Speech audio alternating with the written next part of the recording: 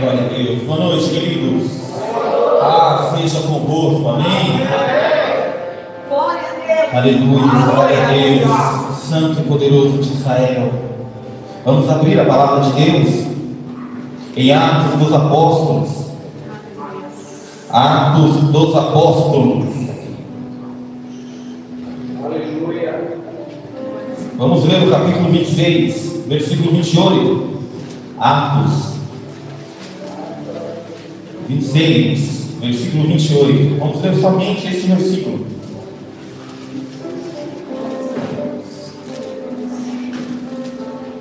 Atos 26, 28, amém? E disse Agripa a Paulo: por pouco me queres persuadir a que me faça cristão. Feche teus olhos. Soberano de Israel, Deus de eterna glória, Deus de graça, Deus de louvor, mas neste momento apresentamos a vida de cada um de nós em suas mãos. Senhor, fale aos nossos corações, conduza, Pai amado, neste momento da melhor maneira possível, porque nós sabemos que onde o Senhor trabalha, há renovo, há transformação, há cura, há libertação. Por isso, Senhor, nós estamos neste lugar esta noite para ouvir a Tua palavra, para sermos ministrados por Ti. Pai, o coração de cada filho, de cada filha, Senhor, em nome de Jesus, vai ao encontro aquele, Senhor, que veio buscar a Tua palavra, em nome de Jesus. Espírito de Deus, permaneça neste lugar, trazendo a sua verdade, em nome de Jesus. Amém. Pode sentar, queridos. Pode acender todas, pode acender aqui, por favor. Glória a Deus.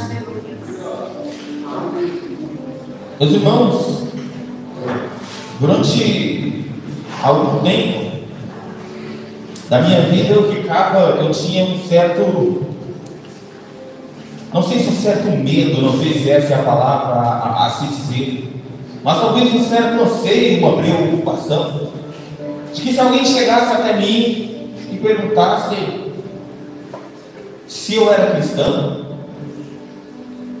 e por que eu era cristão.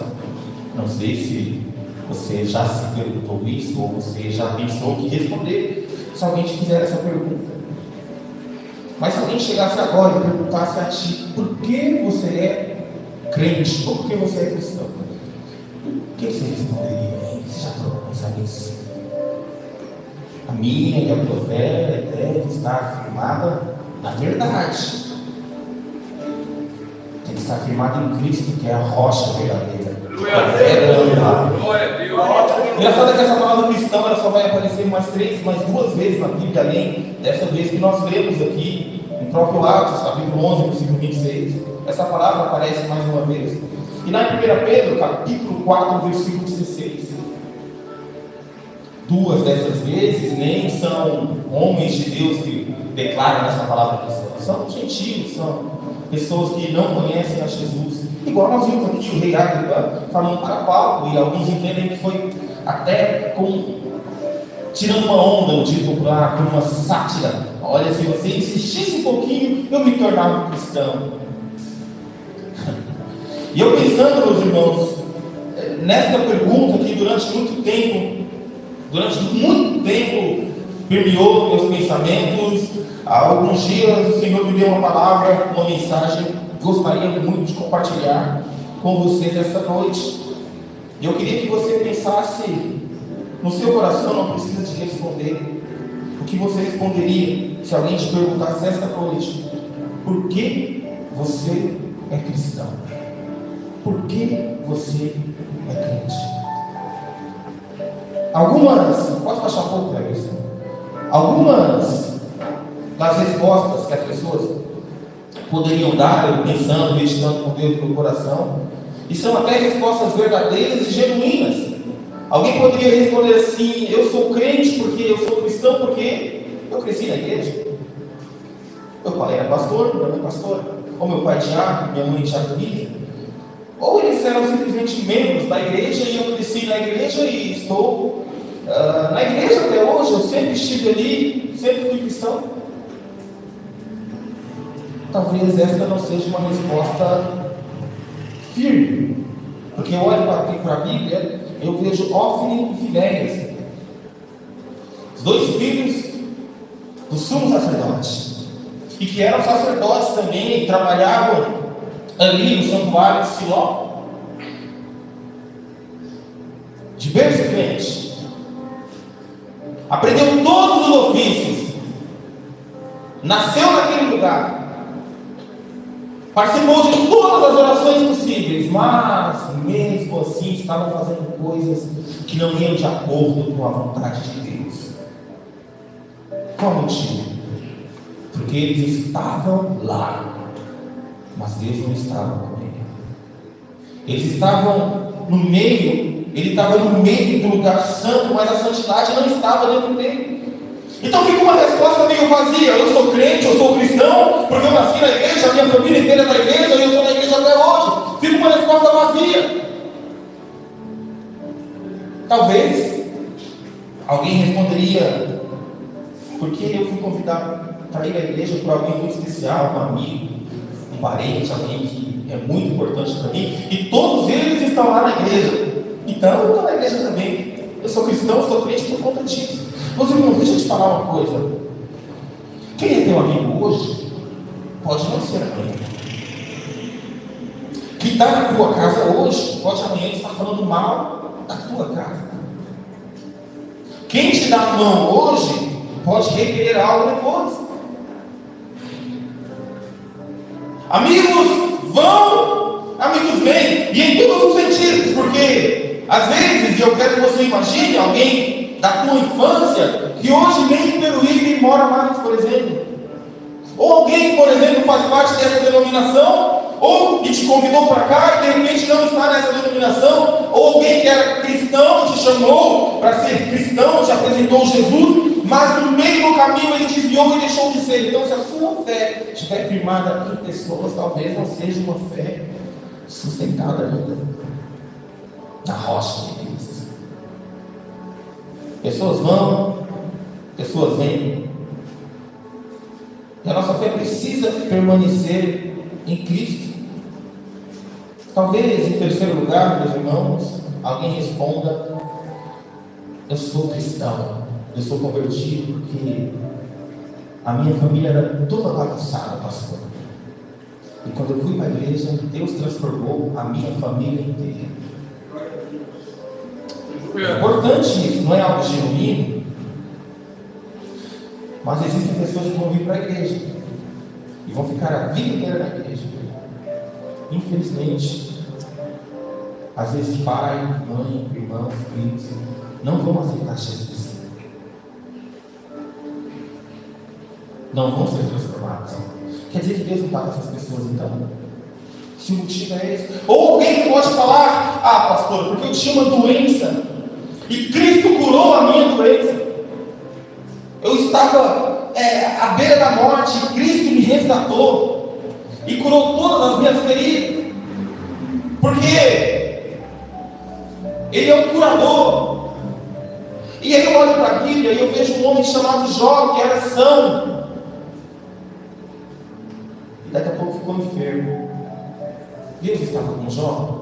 Estava. Então, ter ou não ter enfermidade não significa ser ou não ser de Deus, ser ou não ser cristão. Não, mas algumas pessoas vêm, pastor, e não são de Deus, nem fazem obra. Eu olho para a Bíblia e vejo o apóstolo Paulo orando a Deus 1, 2, 3 vezes para pedir que o Senhor tire esse espinho da carne dele. A maioria dos teólogos e estudiosos dizem que esse espinho na carne era uma doença, e eu concordo. Alguns até fragilmente dizem que era um pecado. Algo que Paulo tinha, um pecado dentro do coração dele, que ele queria ser curado e Deus não curou. Agora você imagina Deus não querendo curar pecado? Não tem sentido. Então a chance de ser um pecado, uma iniquidade, na minha opinião, é zero.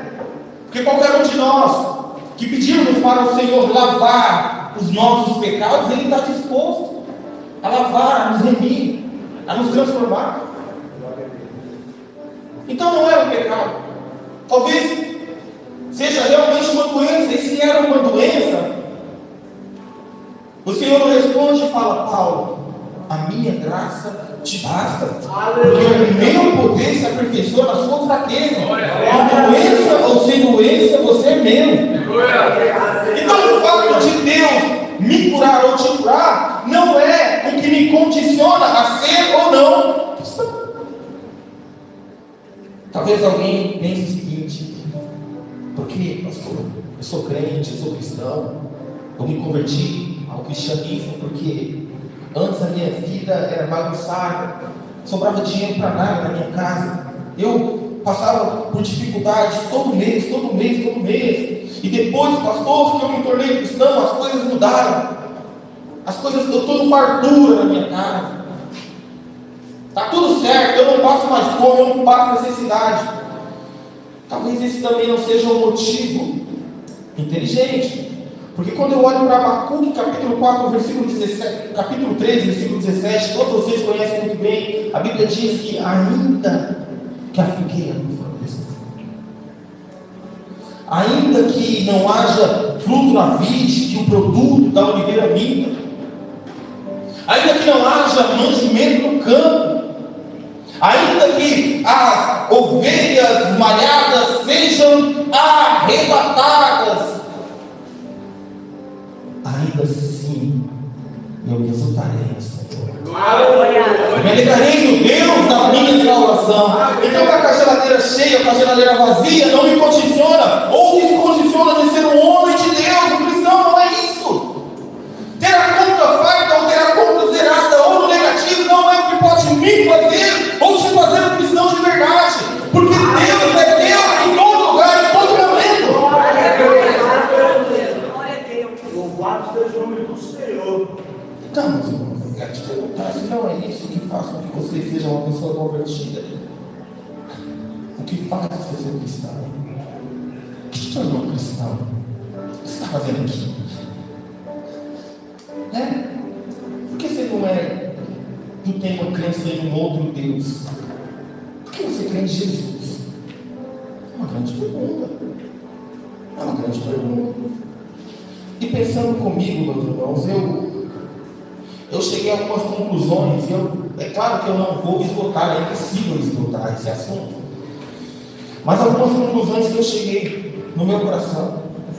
Em primeiro lugar, porque Ele me alcançou. Eu não poderia alcançar Deus.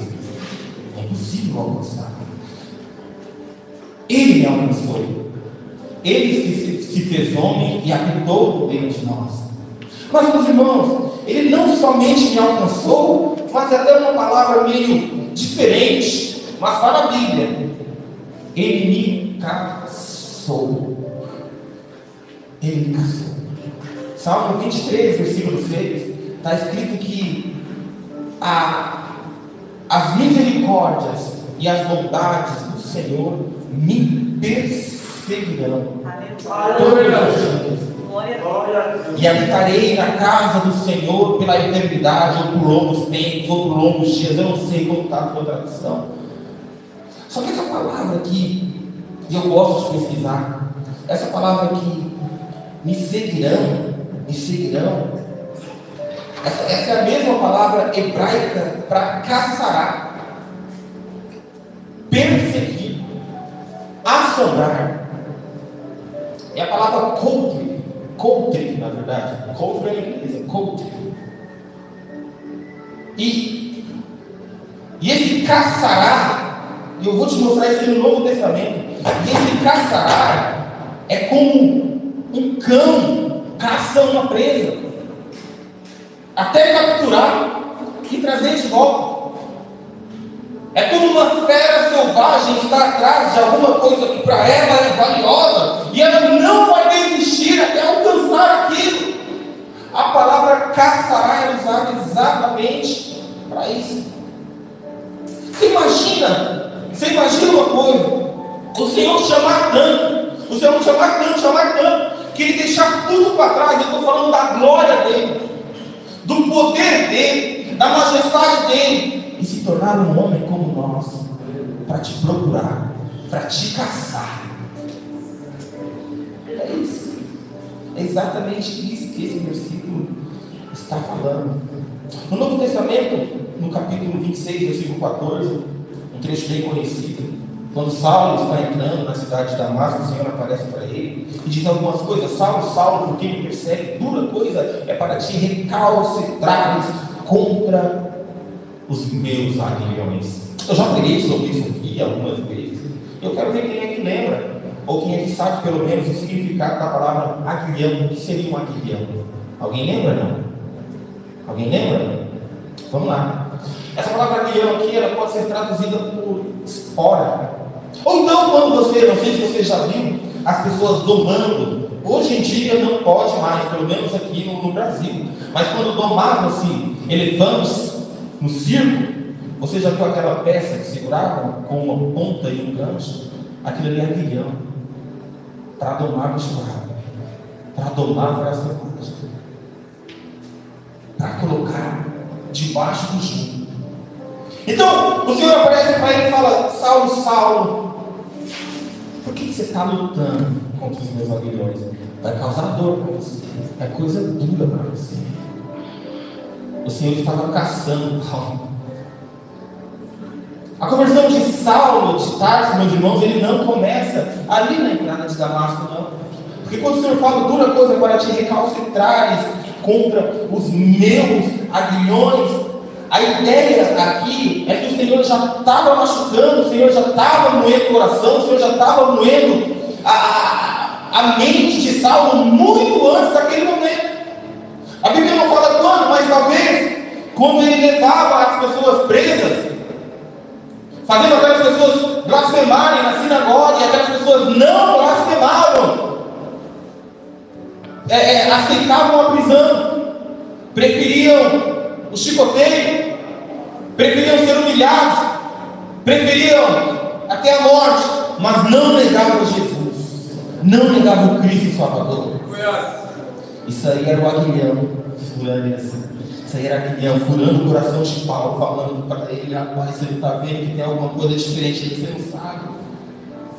Talvez quando ele segurou as vestes daqueles que apedrejavam Estevão, e Estevão olhou para o céu e disse que viu o Filho do Homem sentado à direita. E a Bíblia diz que quem olhava para o rosto de Estevão via como um anjo. Talvez era o Senhor machucando o coração de Saulo, e ele lutando contra, ele lutando contra, ele lutando contra. O Senhor caçando Paulo, caçando Saulo. Em Provérbios diz bem assim que o chicote é para o cavalo, o freio para o jumento, e a vara é para as costas do tolo. É o aguilhão de Deus. É o aguilhão de Deus. Meus irmãos, eu não sei se no momento da sua vida você pensou em algo nesse sentido. Quantas vezes Deus te chamou? Quantas vezes Deus te provou?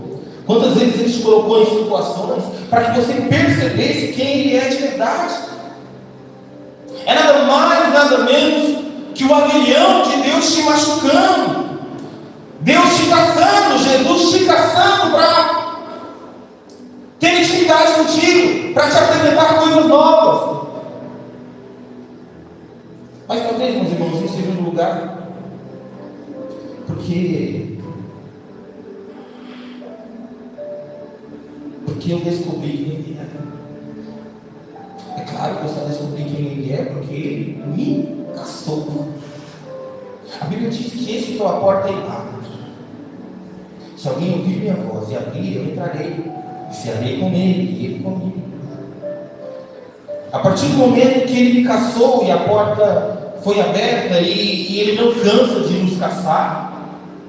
Quem Lucas está falando, fala bem assim: olha, quem entre vós, que tem uma ovelha, e essa ovelha é perdida, você larga todas as outras, e vai atrás daquela que está perdida, e traz, e faz uma crítica, comemora junto com todos, mas não sai até encontrar aquele que está perdido, não sai até capturar a sua casa. E Ele me caçou. Então, em segundo lugar, eu sou cristão, eu sou crente porque eu descobri quem Ele é, através dele mesmo, que diz que Ele é o caminho, Ele é a verdade e Ele é a vida. Aleluia! Glória! Meus irmãos, eu sou cristão porque Cristo, Pedro vai falar, Jesus é o Cristo, do Deus vivo. Ele não é um homem qualquer. Ele não é um ser qualquer. Eu sou cristão porque toda a Bíblia me ensina e te ensina que Ele é o Verbo que se fez carne. Sempre foi um projeto de Deus. Sempre esteve no coração de Deus. Mas eu sou cristão, meus irmãos, porque mais que isso, Ele é o pão da vida. Aleluia. E sendo o pão da vida, isso aqui é interessante porque e o pão no sentido de alimento. Quanto tempo você consegue ficar sem se alimentar, hein? Ih, com 3 horinhas não dá. Quanto tempo você consegue ficar sem comer? E se você não comer, o que acontece? Você morre. Ele se apresenta a mim e a você como o pão da vida. Nós que consumimos esse pão da vida, nós nunca mais teremos fome. E agora, fome aqui, fome no sentido das coisas do mundo. Fome de coisas que na verdade não nos traz coisas boas, não nos traz a nutrição verdadeira. Você imagina. Muitas pessoas, às vezes, no momento que está com fome entre aspas, ou com vontade de comer. Meu pai não gosta de falar essa palavra fome. Ele fala, fome é uma coisa, vontade de comer é outra. Meu pai me ensinou isso. Então muita gente que às vezes está com vontade de comer, vou ali e compra uma bolachinha. Vai saciar aquilo ali, vai saciar. Mas faz bem para a saúde? Não faz.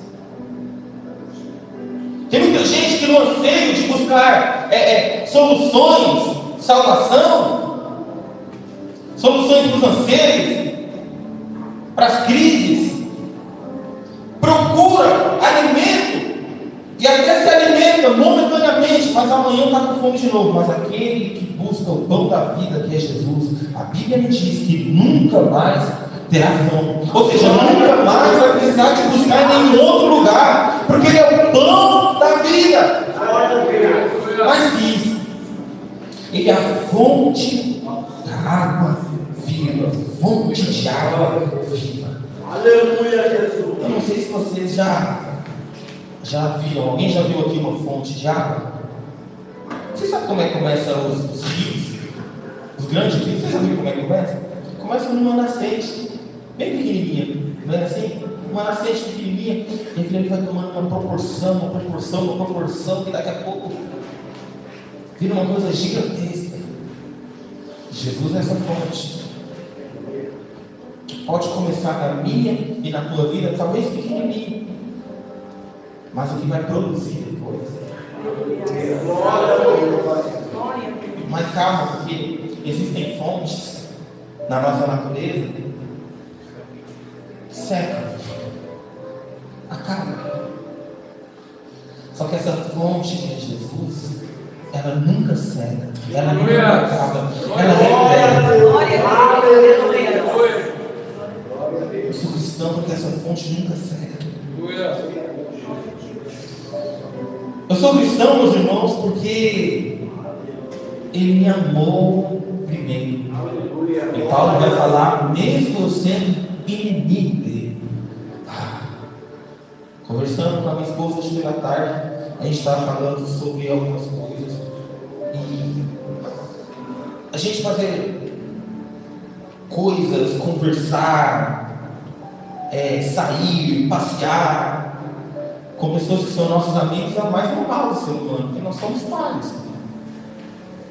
Só que Deus me amou e chamou quando nós éramos inimigos. Você tem coragem de entrar num carro e viajar? Sei lá. Quantos KM foi para Paraíba lá, Ricardo? 3.000. 3.000 KM com uma pessoa que, entre aspas, é teu inimigo. Uma pessoa que você odeia, uma pessoa que você não conversa. Você tem coragem?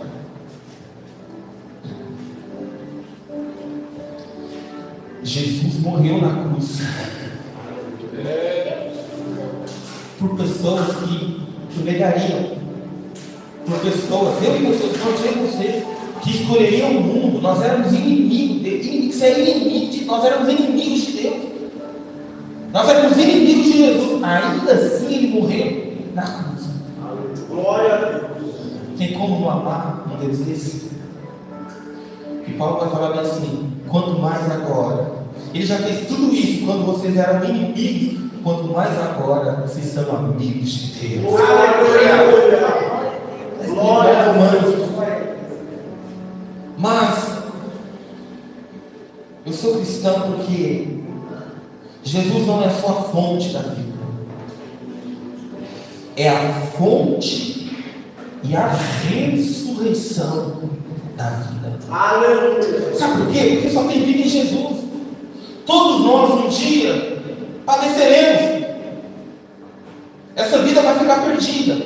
Só que Ele tem o poder da vida nas suas mãos. Glória a Deus. A morte não pôde vencer. Então Jesus, esse Jesus que você serve, Ele é o Cristo. Ele é a vida e Ele é a ressurreição da vida eterna. Glória a Deus. Mas eu pensando sobre isso, meus irmãos, me veio algo na minha cabeça. Porque tudo que eu disse até agora são coisas de foro íntimo. Não é?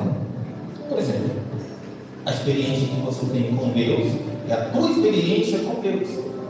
Se eu beber este copo d'água aqui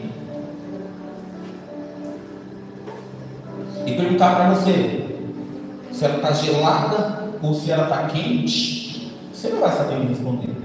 Saberia? Não. Por quê? Porque quem provou foi eu. É uma experiência minha. Experiência por experiência, meus irmãos, em muitas religiões, pessoas têm experiências também, ou eu estou errado? Em muitas religiões aí, mundo afora, as pessoas têm várias experiências. E nem isso torna os deuses deles verdadeiros. E eu, como acadêmico, eu falei: não, pode ser que eu seja confrontado numa situação dessa. E o trabalho acadêmico, não sei se vocês sabem, é um trabalho que tem que ter uma base científica. Eu creio porque eu creio, eu sou porque eu sou. Você vai discutir com um acadêmico, como pessoa formada, isso não serve. Tem que ter fonte. Tem que ter fonte. Qual é o nome daquele filme? Esqueci, que é um filme real, do cientista que foi tentar provar que Deus não existia e virou crente. Eu esqueci o nome. Deus não está morto. Não, é outro. É outro, é bem interessante. Mas não dá mesmo, não. Não dá. Mas é outro nome. Eu assisti esse filme também. Primeiro porque Jesus, meus irmãos, a ciência prova que Ele é verdade. Ele é a verdade. A história demonstra isso. Você sabe por quê? A contagem do tempo, o Cronos, ele é dividido em duas partes. Alguém sabe? Quais são as duas partes? Antes de e depois de Cristo. A própria contagem do tempo já te ensina que Cristo existiu. Mas mais que isso, se você for pesquisar toda a literatura do primeiro século foi quando o último discípulo de Jesus morreu lá para o ano de 80, quase 90, que foi João. Ele vai morrer lá em Éfeso. Toda essa literatura não tem uma sequer que negue a existência de Jesus. Não tem uma. Fica à vontade de precisar, você não vai achar um escrito sequer que negue que este homem chamado Jesus pisou na terra. Mas mais que isso, não tem uma literatura sequer que negue os milagres de Jesus, porque foram milagres visíveis. Quando Ele cura o cego, todo mundo viu Ele curando o cego. Quando Ele multiplica pães e peixes, todo mundo viu. Quando Ele transforma a água em vinho, todo mundo viu. Não tinha ninguém que negasse isso daí. Eles poderiam até dizer que era ou não era Deus. mas que ele fez no primeiro século, ninguém negou. Uma vírgula sequer que Jesus fez. E o mais engraçado é que, eu pregando lá no aniversário, a ciência avança e corrobora com os milagres de Jesus. Porque se descobriram que é possível realmente transformar água em vinho, e é possível, aí alguém diz, então deixou de ser milagre. Não deixou não, tornou mais miraculoso ainda, porque foram 2000 anos de estudo, uma equipe tremenda, num lugar isolado, com toda a tecnologia possível, para uma coisa que Jesus nem a mão tocou, só falou, enche as talhas de água, agora sirva, pronto. Ninguém questionou esse milagre de Jesus no primeiro século. Ninguém. Meus irmãos, eu estou tentando te explicar que o Jesus que nós servimos, a ciência prova da existência dele. As Escrituras, não somente a Bíblia, prova da existência de Jesus. Mas mais que isso, porque o cristianismo, ele não é só bom. O cristianismo, ele é verdadeiro. O cristianismo, ele é verdadeiro, meus irmãos, porque, escuta isso, você pode até falar, eu sou crente porque eu sou cristão porque eu quero uma vida melhor para minha família. Isso é bom, isso é ótimo. Eu quero mudar a minha vida porque eu sou uma pessoa toda errada, eu era uma pessoa toda errada. Isso é bom, isso é ótimo. Mas o que é bom hoje, pode não ser bom amanhã. Sabia disso? Quantas coisas a gente já fez e depois de um tempo descobriu que, por exemplo, micro-ondas. Todo mundo achava que o micro-ondas, quando foi inventado, uma ótima coisa. Hoje em dia tem gente que não quer micro-ondas nem de graça dentro da casa. Porque quando lançou foi uma coisa maravilhosa. Agora, o próprio celular, depois que descobriram algumas doenças que traz para a nossa vista e também a radiação que sai dele, era bom, mas depois que a gente vai descobrindo as coisas, acaba deixando de ser tão bom assim. São coisas que ficam sendo questionadas. Porém, o cristianismo, ele não é só bom. Ser cristão não é só bom, é verdade. Porque o que é bom deixa de ser bom. O que é bom há 2000 anos deixa de ser bom. O que é bom há 4000 anos atrás deixa de ser bom uma hora. Só que o que é verdade permanece verdade para sempre. Permanece verdade eternamente. Então, eu quero terminar aqui, meus irmãos. E hoje a gente tem bastante coisa para fazer.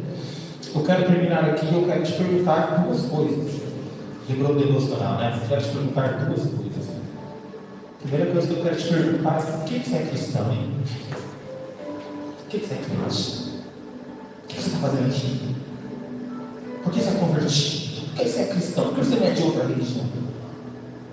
E para você que ainda não é convertido, eu tenho uma pergunta também: por que você não é cristão? Paulo vai falar que depois que ele se torna cristão, depois que ele conhece Jesus como o único verdadeiro e suficiente Salvador, todas as coisas que passaram para ele são como esterco. Em Romanos capítulo 7 ele termina falando bem assim: ó miserável homem que sou. É um dos motivos de eu ser crente também, porque Jesus me mostrou quem eu sou de verdade, ou pelo menos quem eu era: miserável homem, condenado. Aí Paulo fala: quem me livrará do peso da morte, ou do peso da condenação? Ele começa o capítulo 8 falando: mas não há nenhuma condenação para os que estão em Cristo. Então, na verdade, nós somos cristãos porque nós sabemos quem Ele é e sabemos que nós somos. Talvez o que falta para muita gente, é reconhecer isso. Quem é de verdade. Porque a partir daí você reconhece quem Cristo é de verdade. Paulo vai falar que a lei esfregou na cara dele o quanto ele era impossibilitado. Que ele disse que ele era um fariseu zeloso, um homem temente a Deus, fazia todas as coisas. Mas de repente ele está lendo e vê lá o 10º mandamento, no final: olha, não cobiçarás. Ele nem sabia o que era cobiça, mas agora que ele sabe o que é cobiça, ele... Como não cobiçar? Como não pensar? A Bíblia ensina então que nenhum de nós pode não pecar, mas todos nós podemos ser perdoados dos nossos pecados através de Jesus Cristo, o nosso Salvador. É por isso que eu sou cristão. Amém? Você pode aplaudir Jesus Cristo.